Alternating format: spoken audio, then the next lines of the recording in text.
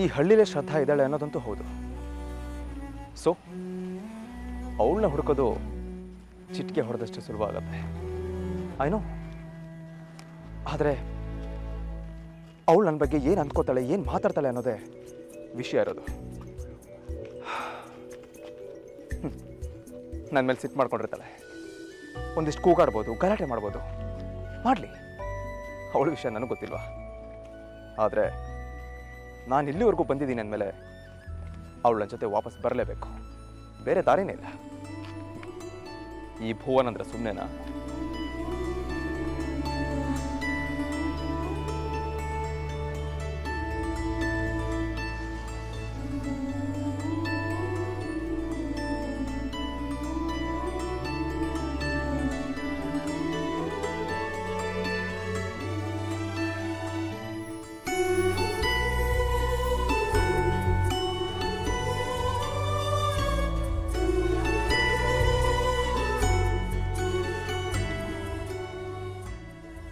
ಎಷ್ಟು ಚೆನ್ನಾಗಿದೆ ಊರು.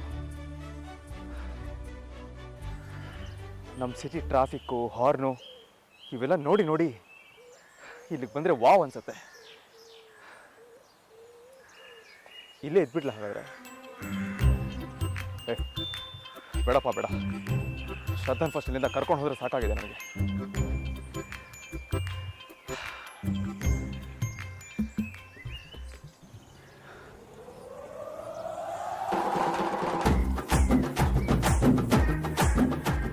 ಹಾ ಪಚ್ಚೆ ಅಲ್ಕಣ, ಯಾರೋ ಬತ್ತೇ ಇದ್ರ?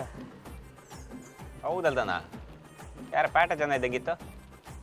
ಬ್ಯಾಟರಿ ಭಾರಿ ನಮ್ಮ ಹಳ್ಳಿ ಬಗ್ಗೆ ಆಸಕ್ತಿ ಬಂದಂಗಿತ್ತು ಅಲ್ಲ ತಡಿ, ಎಂತ ಹೇಳಿ ಕೇಳುವ.